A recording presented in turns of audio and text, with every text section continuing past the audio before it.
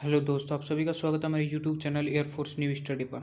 तो जैसे कि हमने आपको बता रहा है कि नेवी एमआर की क्लासें कंटिन्यू रन हो रही है और आपकी 2 क्लासें वो हो चुकी हैं। और जाके हमने वहाँ पर बात की थी भारत के भूगोल के बारे में। ठीक है, हमें लगभग मेन इंपॉर्टेंट भारत के भूगोल से संबंधित सारी बातें हैं वो 2 वीडियो में क्लियर कर ली थी। जाके उनको देख सकते हैं जो नए स्टूडेंट है, तो लिंक डिस्क्रिप्शन में मिल जाएगा वीडियो फर्स्ट और सेकेंड का। ये हमारी वीडियो थर्ड है जो कि भारत का भौतिक विभाजन है। और पूरी आप देख सकते हो एक अच्छे बेस्ट एक्सप्लेनेशन के अनुसार हम यहाँ पर समझाने की कोशिश करेंगे।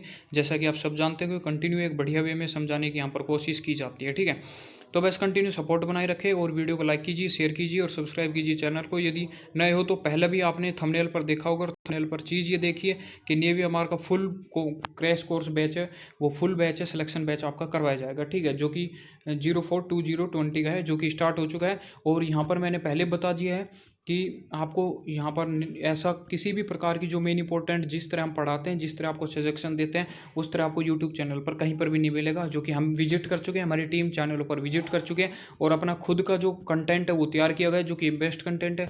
बस आप कंटिन्यू सपोर्ट करते रहिए। यदि आप सपोर्ट करेंगे तो अच्छा महसूस होगा। और इसके साथ ही नए हो तो प्लीज़ वीडियो को लाइक कीजिए, शेयर कीजिए और सब्सक्राइब कीजिए। ठीक है, आज का पार्ट है भारत का भौतिक विभाजन। और इसके साथ ही थैंक्स या फिर जो भी है वो चीज़, आप कोई भी क्वेश्चन यदि नीचे पूछा जाता है तो कमेंट कर दिया करो, क्योंकि कई बच्चे वीडियो को देखते हैं लेकिन कमेंट नहीं कर पाते और कई बच्चे कमेंट करते हैं। उनका यहाँ पर बहुत बहुत धन्यवाद जिन्होंने लास्ट वीडियो में कमेंट किया। चलो, यहाँ पर मेन उद्देश्य हमारा क्या है कि ऑल थ्योरी है उसको हर एक एक क्वेश्चन के पार्ट में डिवाइड करके एक बेस्ट स्टडी मटेरियल के अनुसार यहाँ पर प्रदान करना है। तो हमारे पास यहाँ पर आ जाते हैं, क्लास थर्ड आ जाती है भारत का भौतिक विभाजन। ठीक है, तो क्वेश्चन नंबर फर्स्ट है, नेवी एमआर के एग्जाम में पूछा जा सकता है। ये है क्वेश्चन नंबर फर्स्ट, भारत को कितने भू आकृति प्रदेश में बांटा गया है? बहुत ही अच्छा सवाल है। 4 में, 5 में, या फिर आपके साथ यहाँ पर है 6 में या 7 में। ठीक है, तो इनमें से आपको बताना है। तो यहाँ पर बात करें भारत के कुल भू आकृति प्रदेशों में जो बांटा गया है, वो यहाँ पर ऑप्शन सही हो जाएगा, 6 भू आकृति प्रदेशों में बांटा गया है। जो कि मैं यहाँ पर आपको सबसे पहले मेंशन कर देता हूँ कौन कौन से हैं। तो यहाँ पर देखिए, भारत का पर्वतीय प्रदेश। ठीक है, इसके बारे में यदि हम मैप में चर्चा करें तो भारत का जो पर्वतीय प्रदेश है जिसमें हिमालय है उसको बांटा गया है। ठीक है, जो हिमालय है उस भाग को बांटा गया है, हिमालय भाग को। ठीक है, और दूसरी स्थिति में यदि बात करें भारत का विशाल मैदान, यानी कि जहाँ पर गंगा और गंगा सिंधु नदी ये सब बहती है। ठीक है, इस नदी को माना गया है, तो वहाँ पर ये मैदानी प्रदेश आ जाता है जो कि आपको ग्रीन रंग का दिख रहा है। ठीक है, दूसरे नंबर पर ये मैदानी प्रदेश।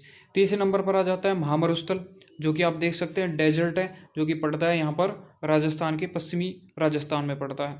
इसके साथ ही प्रायद्वीपीय पठार है, ये भी आप देख सकते हो। जो प्रायद्वीपीय पठार है वो ये भाग है, वो पूरा प्रायद्वीपीय पठार के अंतर्गत आता है। ठीक है, और इसके साथ ही हम अगला बात करें, हम तटीय मैदान और द्वीप समूह की बात कर लेते हैं। तो तटीय मैदान की बात करें, जो यानी कि तट के सारे समुद्र के किनारे, हिंद महासागर यानी कि बंगाल की खाड़ी, अरब सागर के किनारे, और इसका साथ ही 6 आपका द्वीप समूह है, ये हो जाएंगे, जो कि लक्षद्वीप और अंडमान निकोबार द्वीप के अंतर्गत आते हैं। तो मेरे हिसाब से मैप के अनुसार आप समझ चुके होंगे। अब हम बात करेंगे भारत का पर्वतीय प्रदेश के बारे में, कौन कौन से इंपॉर्टेंट क्वेश्चन करेंगे, इसको अच्छी तरह एक्सप्लेन करेंगे, सारे पोर्शन को अच्छी तरह कंटिन्यू एक्सप्लेन करते हुए चलेंगे। तो हम सबसे पहले लेते हैं भारत का पर्वतीय प्रदेश के बारे में आते हैं। ठीक है, इनमें कई इंपॉर्टेंट क्वेश्चन आपको नीचे को देखने को मिलेंगे, जो मैं पहले बताता हूँ। वीडियो को बिल्कुल भी स्किप मत किया करो, क्योंकि जो नेवी एमआर की तैयारी कर रहे हैं उनके लिए बेस्ट कंटेंट यहाँ पर प्रोवाइडेड किया जाता है। जो हमारी कंटिन्यू टेक्निकल टीम पीडीएफ तैयार करने में बहुत ज़्यादा टाइम लगता है। हर एक चीज़ को बस मोटिवेट करते रहे, वीडियो को शेयर करते रहा करो। तो उत्तर का पर्वतीय प्रदेश में आते हैं सबसे पहले। तो नंबर फर्स्ट क्वेश्चन है, हिमालय पर्वतमाला की औसतन जो ऊंचाई है वो कितनी है? बहुत ही अच्छा सवाल है। तो हिमालय पर्वतमाला की औसतन ऊंचाई है, वो बी ऑप्शन राइट होगा, 6000 मीटर है, वो औसतन ऊंचाई है हिमालय पर्वतमाला की। अगले क्वेश्चन चलते हैं, क्वेश्चन नंबर 2, हिमालय की सबसे ऊंची चोटी माउंट एवरेस्ट किस देश में स्थित है? तो यह तो पता है कि हिमालय है वो माउंट एवरेस्ट है वो हिमालय की सबसे ऊंची चोटी है, लेकिन आपको पता है ये किस में स्थित है? तो यहाँ पर सी ऑप्शन राइट हो जाएगा, यह है नेपाल में स्थित है। ऐसे ही छोटे क्वेश्चन नेवी एमआर में एग्जाम में पूछे जाते हैं। यदि आप यहाँ पर क्लियर होते हैं तो आप अच्छी तरह बढ़िया परफॉर्मेंस दे पाते हैं।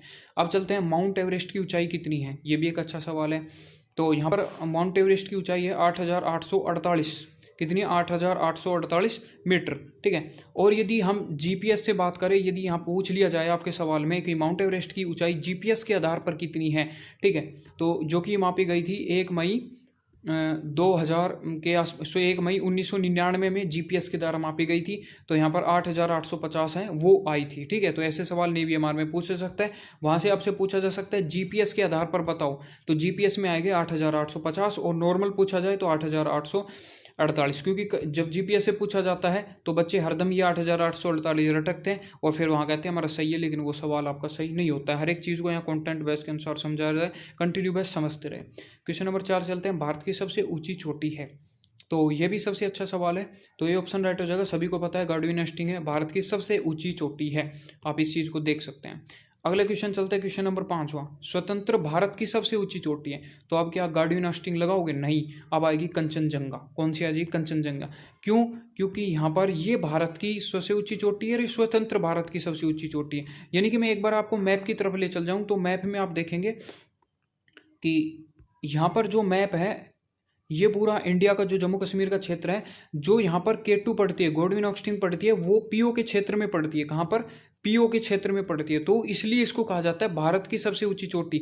लेकिन जो कंचनजंगा पड़ती है विंध्याचल के आसपास पड़ती है और वहाँ इसके आसपास ही पड़ती है, तो उसको क्या कहा जाता है?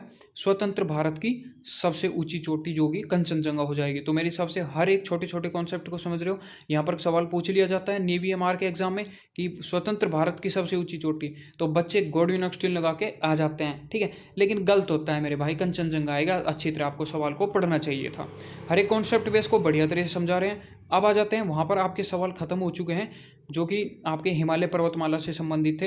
अब आ जाते हैं उत्तर का विशाल मैदान, ठीक है, सेकंड पार्ट पर, जो कि मैं कह रहा हूँ कि हर एक टाइप को एक बढ़िया बेस्ट तरीके से यहाँ पर समझाया जाएगा, क्योंकि यहाँ से भी कई सवाल पूछते हैं, तो उनको ध्यान रखना। तो क्वेश्चन नंबर छठा है जो कि भंवर है, ठीक है। अब पूछेगा भंवर क्या है, तो यहाँ पर देखिए कि भंवर क्या है, इसको आपको ध्यान रखना है। यानी कि कोई भी नदी है वो मान लीजिए गंगा नदी यहाँ से बहते हुए जा रही है, ठीक है, क्या है? गंगा नदी यहाँ से बहते हुए जा रही है, तो कंकड़ पत्थर का जो मैदान है उसको क्या कहते हैं? भंवर कहते हैं। कंकड़ पत्थर वाले मैदान को क्या कहेंगे? भंवर कहेंगे, ठीक है। उसके बाद जो दूसरा मैदान आता है जो कि होता है दलदली मैदान। कौन सा होता है? दलदली मैदान। उस दलदली मैदान को हम क्या कहेंगे? उस दलदली मैदान को हम कहेंगे तराई। क्या कहेंगे? तराई, ठीक है। उस दलदली मैदान को क्या कहेंगे? तराई, जो कि यहाँ पर बीमारी की संभावना सबसे ज़्यादा होती है। तीसरा है हमारा ये भाग आ जाता है, ठीक है, जिसको हम क्या कहेंगे? मैदान कहेंगे, ठीक है, जो कि मैदानी प्रदेश आता है। एक बार दोबारा समझ लीजिए कि कंकड़ पत्थर वाला जो कि पर्वत दिख रहे हैं और यहाँ कंकड़ पत्थर से निर्मित जो नदी निकली, कंकड़ पत्थर शुरुआत में होंगे तो उसको भंवर कहते हैं, और इसके बाद जो दूसरा मैदान है उसको तराई कहते हैं, ठीक है, क्योंकि यहाँ दलदली क्षेत्र बन जाता है, और तीसरा जो मैदान है वो मैदान हो जाएगा।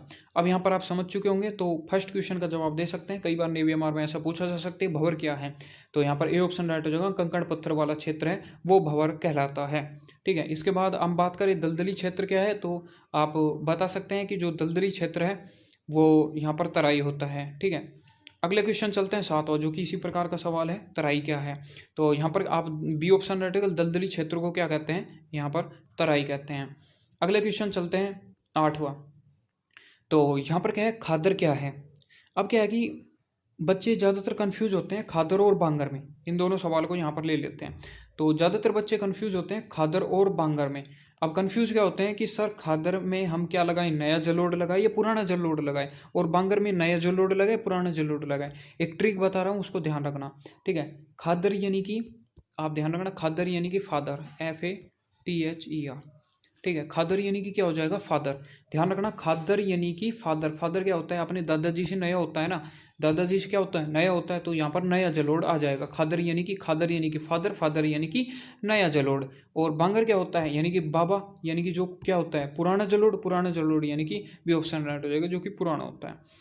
अब 10वां क्वेश्चन आपके सामने है, आपको कमेंट बॉक्स में जवाब देना है। कल का आपने कमेंट बॉक्स में जवाब दे चुके हैं, जिसमें आपने मेघालय जवाब दिया है, ठीक है। उसका जो क्वेश्चन है उसका जवाब है वो सही है, ज़्यादातर बच्चों ने सही जवाब दिया। क्वेश्चन नंबर 10 का दोआब क्या है, इसको आपको एक्सप्लेन करना है कि दोआब क्या है। Please write answer in comment box with explanation. आप कमेंट बॉक्स में एक्सप्लेनेशन के साथ लिख सकते हो, आपका यहाँ पर इस कमेंट का इंतजार किया जाएगा। और कई बच्चे कह रहे थे कि सर आप ओनली 10 क्वेश्चन प्रोवाइडेड करते हो। भाई 10 क्वेश्चन में बहुत ज़्यादा इंपॉर्टेंट कॉन्सेप्ट है, अभी आपका एग्जाम नहीं है, तो आप यदि बेस्ट तरीके से इन पार्टों को समझेंगे तो आपके लिए इंपॉर्टेंट रहेगा, ठीक है। तो मेरा उद्देश्य ये है कि मैं तो 2 दिन में आपका कोर्स करा दूँ, लेकिन आपको बेस्ट तरीके से पढ़ाना वो एक इंपॉर्टेंट बात होती है। तो मिलते हैं नेक्स्ट वीडियो में, तब तक के लिए जय हिंद जय भारत, और चैनल पर सपोर्ट बनाते रहिए। तब तक के लिए जय हिंद जय भारत।